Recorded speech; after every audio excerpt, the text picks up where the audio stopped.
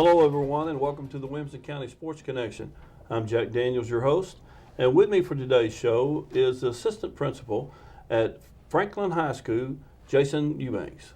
Welcome, Jason. Yeah, and I appreciate you having me in. Well, let's start with kind of where you grew up and what school you went to and all the different schools you may have been since you got into the teaching profession. Well, just so happens I need to start by I went to high school at Franklin High, so I'm okay. a 1990 graduate of Franklin High, so now I'm kind of found my way back home per se. So, but I grew up around here. I graduated Franklin. I got into teaching and coaching years ago, 1998.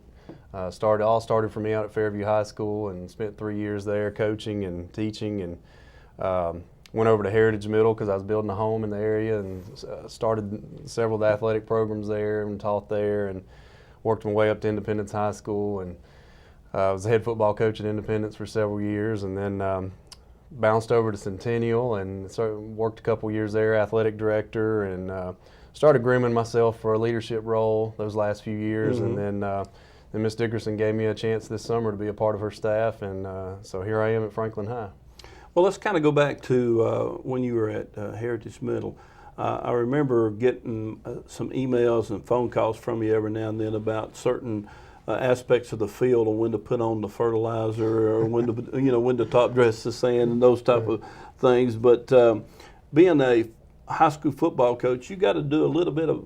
And a middle school football coach, you got to be able to do a little bit of everything, don't you? You do, and I learned that when I first got into coaching. I watched the head coaches that I was working for and observed the things they were doing and what other areas coaches were doing. So you learn, once you get into coaching, you start learning from other coaches and the guys that have done it before you. And so I just I did my time and picked up on things along the way. Asked a lot of questions, as you know. I'm still asking you questions today, matter of fact.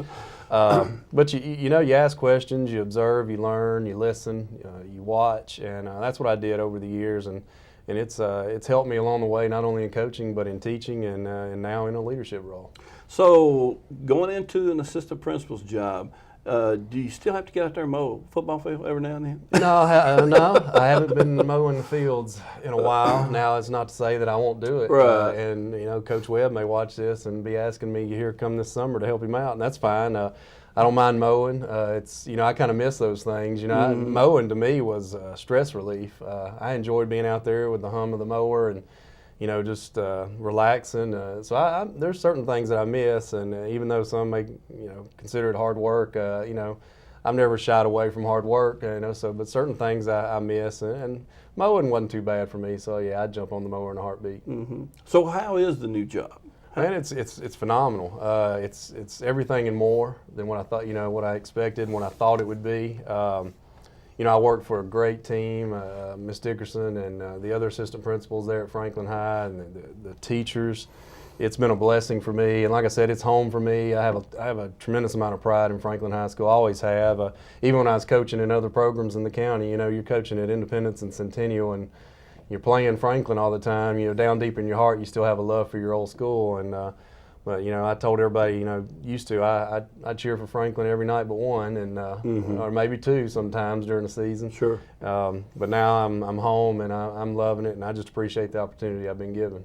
Now, as far as our high schools are concerned, we have an athletic director at each of the high schools. That the person is usually a teacher and a coach, but then we also have an assistant principal who's kind of overseeing athletics, and that is a part of your role there at Franklin. It is. When I came into Franklin, Ms. Dickerson knew I had a background in athletics, and she was wanting to shuffle some of her APs around to other areas so they could grow in other areas, and then it was just a natural fit for me and her. And Shane Pantal, one of my counterparts, he and I started off the year working together. So I just didn't throw it all at me at once. Sure. So he's been helpful. Ms. Dickerson's been helpful. Mr. Ruck, who was the former athletic assistant principal, who's still on staff, I go to him with numerous questions. Nikki Patton, our other assistant principal, has an athletic background to hers. I mean, our entire staff has an athletic background, but I'm over athletics this year as an assistant principal. We do have an athletic director in David Dickerson we work together with our athletic issues, and trickles on down to all of our coaches. So what is the biggest difference between being, because you as that athletic director at Centennial as a teacher and a coach. Now you're over kind of athletics as an administrator. What's the biggest difference between those two type of responsibilities and your jobs there? Well, with my job, athletics is a big part of what we do and a big part of any school, especially our high school environments. But being an assistant principal, my main job is instruction and the quality instruction going on in school, test scores, as you know. Sure. So it's a matter. I'm in a position now where I have to juggle some important things that we value here in our district. But at the same time, it's being able to multitask as well. And when an athletic issue comes up, I trust that our coaches, and our athletic director are in a position to handle most situations. And if they need me, I'm there for them, and they know it, and they'll run things by me, and then I'll run things up the ladder to Ms. Dickerson and yourself in the district with numerous things. If I don't know, I ask, as you know, because I want to be sure we're doing things right and by the guidelines and expectations that are set forth in the county. And and I try to pass that down to our coaches and ADs, because eventually you want to see coaches maybe become ADs and ADs become leaders in the district, very similar to what the path I took. And another one of your responsibilities that you've taken over at Franklin is dealing with supplements. Oh, yeah. That's a totally different separate job, isn't it? That's a tough one. As you know, we've been communicating a lot lately here at the end of the year, trying to make sure we've got everything in line, supplements are accurate, and getting our coaches and athletic and non-athletic supplements. So it's constant communication with those folks to be sure, one, they're paid and what we're paying them is accurate. But it's been a task, and I tell you, money's one thing you don't mess up with, and especially when our coaches work so hard and they put in so many hours. It's no secret they're not paid what they should based on the number of hours that they put in, and so you want to be sure that they're paid on time and it's accurate because, like I said, for what little they get, it needs to be right and on time. So I make sure that's taken care of. Mm-hmm. So, as an assistant principal now, what do you see, and also from Willie's perspective, what does the administration see as the role of athletics in high schools? Well, I think it has many roles. One role is it provides an outlet for students to utilize their strengths. A lot of our student athletes that we call, what we call them is, they're dependent on that athletic piece, one, because they think that it may be a route into college, and for many of them it is. And it's always not what they expect when they get there, because as we know, the percentages are working against them in most cases to go to college, at least on scholarship levels at that level of play. But it gives our kids a chance to utilize their strengths and interest, and I say that, but not only for athletics, but you have all of our extracurriculars. It's an outlet for students to perform and utilize their strengths and grow. Provides another avenue for discipline and structure. I tell you, a lot of students need that team aspect that comes along with it too. It provides a support system around them, not only from peers, but adults and future leaders in our district. Well, I know, you've been a football coach, and I was coach for several years. A lot of administrators kind of lean on their coaches a lot to help them in some discipline problems. Right. And I know we appreciate that as far as as a coach, I always appreciated the administration kind of keeping me in the loop of those type of things, because I wanted my kids to do what's right, and I think most coaches do that. Well, I want to add to that. The piece of that I've always encouraged in our coaches and all, that they have a different influence on these kids that maybe the classroom teacher does sometimes. The relationship is very different between an athlete and their coach, and sometimes the coach has found ways in to reach a kid that maybe a classroom teacher hasn't, or even an administrator hasn't. So I've always relied on coaches. Hey, can you help me out with this particular kid? I haven't quite been able to reach him. I'm close, but I can see you have a strong relationship. And it's just that, to me, it's a relationship factor between coach and athlete. Right. Do you see, as far as kids as they go through high school, if they have a successful athletic season, it maybe lends to the school being a little bit easier to deal with? Well, I tell you what it does. It boosts the pride factor within your school is stronger when your athletic programs run stronger. For example, being an old football coach, football, all of our athletic programs are are important to our school. But it just so happens your football season happens to be at the start of every school year. And a lot of times a football team and football season and football program can kind of set a tone for a school year based on the amount of pride that you establish from the get-go of a school year. Sure. You know, you got your fall sports that are pivotal in creating a prideful environment that can carry over to basketball and then into the spring sports. So I think it's pivotal that, you know, that our athletic programs, one, the success of the programs carries over into the hallways and the classrooms. I think it's evident in every school, and I think it goes the same way. If you struggle, you know, your pride level within your school seems to dip. And that's just my observation, and that's my experience based on being a football coach that's done well to start a season and not done so well to start a season. I've seen the effect it has in your hallways and classrooms. Right. Now, back in 2008 or 2009, when you were the head coach at Independence, you guys made it to the state championship game, Yeah, right? 2007. 2007. Yep, I was before. close Yeah, in there. you were close.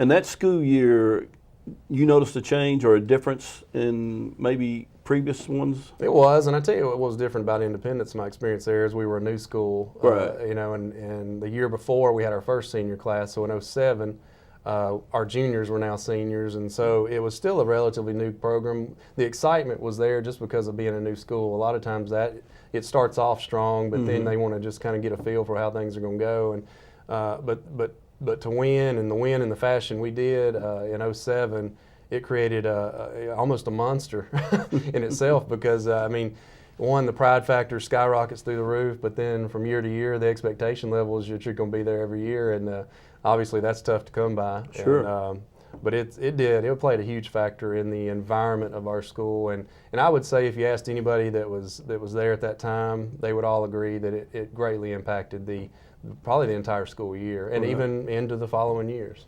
Same thing I think happened at Centennial High School. You was there as an assistant coach, but your last year there, Coach Rector's first year, the football program had some success, and they got to the playoffs, and I think won one game or maybe two games in the playoffs. It did, you know, just the turn, you know, the gradual turn, you know, from a program that struggled the last few years. I was there the year that we were still struggling with, and then Coach Rector came in, and you know, the change that was made was evident in the results, but the way it influenced the entire Centennial school and even the other athletic programs. The other athletic programs are looking around and saying, well, wow, they can do this. You know, why can't we? We can do it. And it started with Centennial. Started building a belief system as well.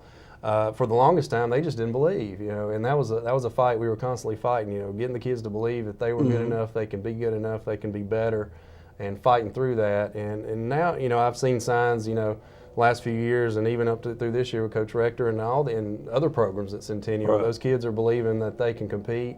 And it's evident because they're more successful. Well, let's kind of go back to what your job responsibilities are, and we're staying in the fall. It's a Friday night. It's a home game. So kind of tell us, you know, fill us in on what you're doing on that Friday night. Well, this Friday night, because it was my first year away from Friday night football games, I struggled quite a bit. I struggled quite a bit because I felt like I should have been on the sideline and helping coach up the kids, and the strategy part was taking over, as you know. Yeah. You stand over there and you're going, man, that was good. I would do this. I might do that. So the old the coaching fire was still burning this past year. But I gradually learned along the way after the first few games and got into I knew what my role was and what my responsibilities. You know, the majority of it is just you know, maintaining order and making sure our gates are taken care of, our security's in line. You make sure the officials are taken care of, and our AD, David Dickerson, does a fabulous job of making sure. So, you know, a lot of it's just empowering your AD and trusting in your coaches, the faculty that shows up, you know, making sure that the gates and all are taken care of. And then after that, it's just supervising your student body and your crowd and managing the environment. Now, this past year, off the top of my head, I don't remember, was the Franklin Centennial game at Franklin, or was it at Centennial? It was at Centennial. Okay. Yeah. And you've been involved in those at both places, and you know how the crowds, you know, it's going to be a big night. The student body's going to be there. You know, I've had an opportunity since I've been in this position to visit all of our schools on a Friday night, and, you know, And our student body does a great job at all of our high schools as far as, I think, providing a nice spirit and an atmosphere that what we expect is high school football. How do you see that going from that point into some of the other sports in the school?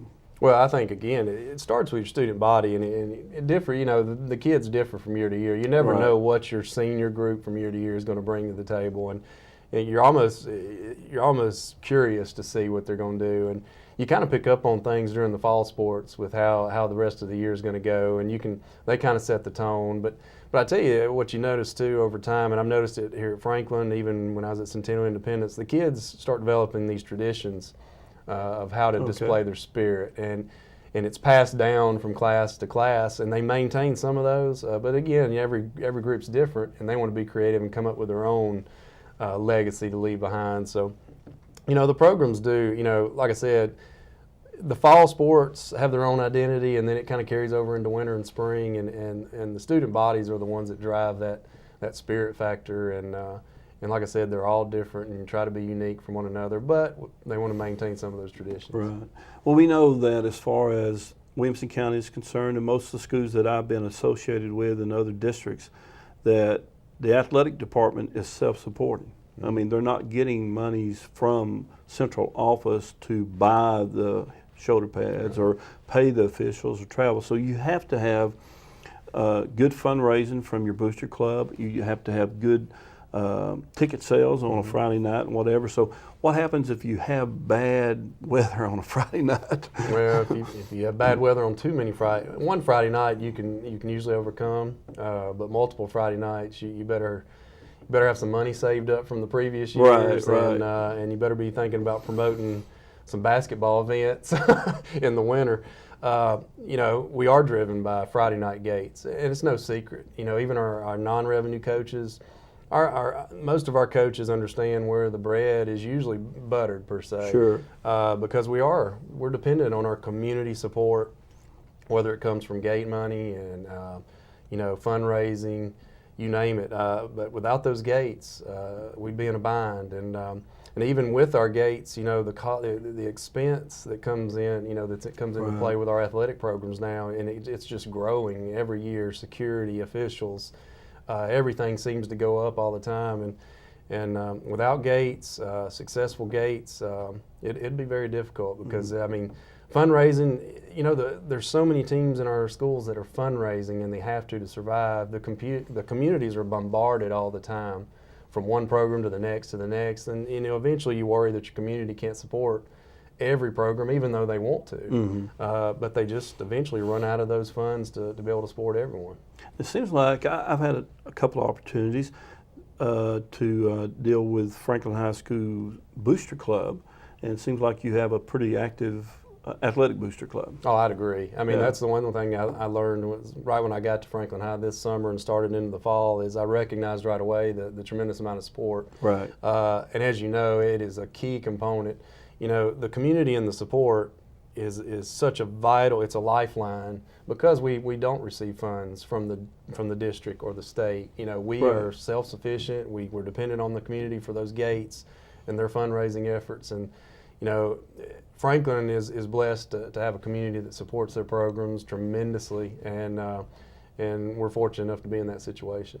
We've been talking a lot about the athletic part of it, but how important is it to have a high school kid involved in some type of extracurricular activity, not just sports? Well, it goes back to that. I think it opens up avenues to build relationships with more student peers, more adults in our building, more adults outside of our building.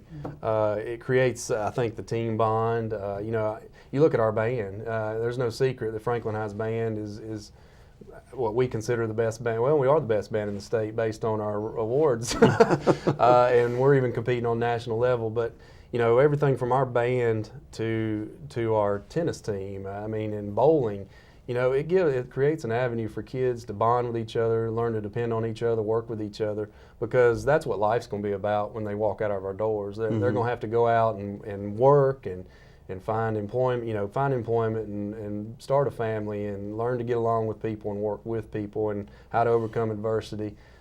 all of these extracurriculars just add that exposure to them as they're growing. And it's a pivotal stage. As we know, the high school kid, they're making decisions right now that, believe it or not, do impact the rest of their lives. They don't want to believe that all the time, but the decisions they're making right now in their lives will impact them in their adult life. And the more positive influence we can surround them with through extracurriculars, besides what they get in their classrooms, I think it's only a plus. Mm-hmm. Well, my son, my youngest son, Reagan, of course, played football there at Brentwood High School, and he had an opportunity his senior year to be a part of the drama. He had a class, and he got to be in a play. And I'll never forget him telling me, and it kind of cut me a little bit, that one of the best experiences he had in high school was being in that play, The Wizard of Oz. He played the lion in that Wizard of Oz. Do you see a lot of athletes crossing over and participating in those other extracurricular activities? We do. We do. I mean, believe it or not, there's a lot of athletes out there that have this other hidden talent. Yeah. They've been so, nowadays even our parents, and I'm guilty of it now. I've got 2 daughters, and one is looks like he's going the band route. My oldest and my youngest, I'm trying to throw into soccer and dance and cheerleading and basketball. And, sometimes we as parents can force them into things too without recognizing what some of their hidden talents are. Mm-hmm. And I'm guilty of that already with my 10-year-old. I'm trying to back off a little bit as much as I can and let her decide and let her put on display what all of her talents are too, plus she's so young. But our kids hide a lot of talents. For example, you probably had no idea. None. And there it is. I mean, he was given an opportunity to let it out, and we do. I mean, I see a lot more of our student athletes. I think they would be more apt to be involved if the time would allow. But our athletic programs and the band programs and some of these teams, even to our clubs, our forensics and mock trial kids, they're so committed to what they're doing. There's just not enough time in the day, and so the kids have to choose times. But I hate that because I think we're missing the boat with a lot of kids and hidden talents. I think I've seen this more and more, that we don't have that many kids that play the 3 sports anymore. Back when I was in school, of course, I grew up in a small community. It seemed like you went from football to basketball to everybody just did the same thing. But nowadays, kids are getting locked in on one sport. Do you have very many student athletes that play more than one sport? Not.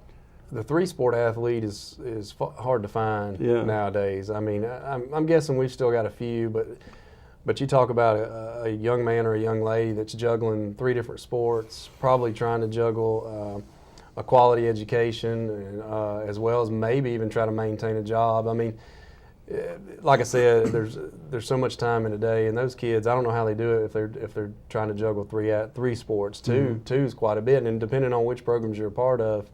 And then just simply the commitment level that's required to be a part of some programs now, it just doesn't allow for it anymore. The other thing that our community, being very unique, I feel like, because I never was confronted with it until I came to Brentwood, is that there's a lot of different opportunities for young people to go to non-public schools in our system. What does an administration, or what does coaches or teachers, what do we have, I guess, as far as what we're concerned, as a recruiting tool to keep our own kids in our schools? Well, I think your actions have to speak for themselves, and I think it's a community effort. A school is driven by your community. Sure. It's such a vital part for you your community has to, one, believe in what you're selling and be buying what you're selling. And to do that, I think you have to have your presence within your community, and I'm talking all the way down into your elementary schools that feed into your community. Just being at Franklin High, we're fed by Grassland and Freedom, Poplar Grove, as far as those middle schools, maybe a couple students from Hillsborough still from that area. Right. But then, we're feeding down into those elementary schools, and part of our discussions this year was we've got to continue to build relationships all the way down into our elementary levels, and because it's just that bond and that presence that you're trying to establish, and you've got to have your own community believing in you before they, so they'll rest assured at night knowing that they're going to be satisfied by attending Franklin High School or Centennial or Brentwood, because the presence is there. you know, the privates, their presence is strong, stronger than ever these days, and you know, and there's a lot of families that are considering that route these days, and hopefully, just as administrators in your school, you want your actions to speak louder than any words, and you want to your community believing in that. Does Franklin High School's athletic teams, do they participate against the private schools in athletic competitions? We do. We have some occasional games and matches scheduled with them. I mean, they're so close. I mean, so scheduling, obviously, it's a no-brainer with BGA across the road, across McHatcher and just down the way. But at the same time, you know, I tell our coaches, you know, I would be confident in what you're doing. You know, if you're going to schedule those folks, I mean, we have great relationships with them. I mean, you know, but if you're going to schedule them, no, you need to beat them. Don't put any pressure on them right now. It's a double-edged sword. If you, I mean, in some cases, you schedule one of those programs and you're supposed to beat them, and then if you don't, look what happens. And then there's always a threat. Well, if you don't do well against a private, are you going to lose? Is there potential to lose some kids to another program along the way? If like I said, actions speak louder than any words when you're trying to build support in your school and your program and what you're selling. And if your actions don't match up to what your school, your neighbor down the road is if it's not equivalent or better, then a lot of parents nowadays are going to consider their options. Right. Well, we're getting right in the middle of our spring sports season right now when this show is going to be aired. And I believe kids need to maintain a balance, a good social life, academic, athletic. How does the administration feel about that at Franklin? Oh, well, we back that. It's very important to us. I mean, matter of fact, we have those discussions with our coaches, and to be sure they understand, we monitor practice times because, you know, some coaches and being former coaches, we know how it is. You get out there, you get excited, you want to get better and find ways to get better. Before you know it, you're burning 3 and 4 and 5 hours at a time. And you got to remember, they're still kids. They have schoolwork, they have jobs, they have lives, they have families, they have other activities they want to be a part of, and you have to monitor that and then, you know, promote that. Because anybody not promoting that is robbing kids of potential opportunity. Right. Well, Coach, I'm going to call you Coach. Yeah, Coach. I still get that. I still appreciate you coming, being with us today, and best of luck to Franklin High School the rest of this year. Appreciate it. Thank you for joining us for our Williamson County Sports Connection. I'm Jack Daniels, your host.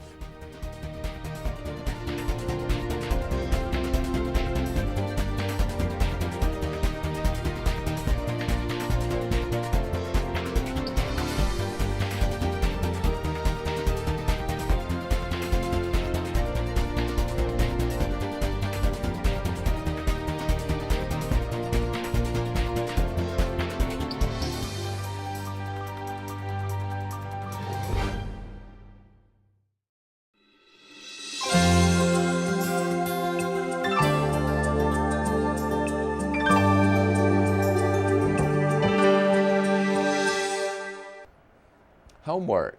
It's either something you love or you hate, right? Well, research shows that a reasonable amount of homework is actually good for your child. It helps them practice the skills they've learned at school and build a sense of responsibility.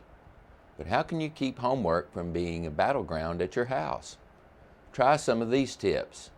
First of all, be sure your child has a quiet place to work and be sure that place has a good lighting. Make sure there's a regular homework time at your house every day. Even if your child doesn't have homework, that time can be used for reading, studying for upcoming tests, or working on a project. Be sure your child has all the supplies she needs in one place so that time is not wasted looking for those supplies. Be available for questions. You may even want to go over some sample questions at the beginning, but remember, homework is your child's responsibility. Be sure to encourage her to do the homework independently. Keep track of the time your child spends doing homework. The general rule is 10 minutes per grade level. If your child is consistently unable to do the homework by herself or spending more than the recommended amount of time, it may be time to talk to your child's teacher and find out how you can help make the most of her homework time. Remember to stay connected. You're a vital link in your child's success. I'm Steve Fisher, and this is the Parent Connection.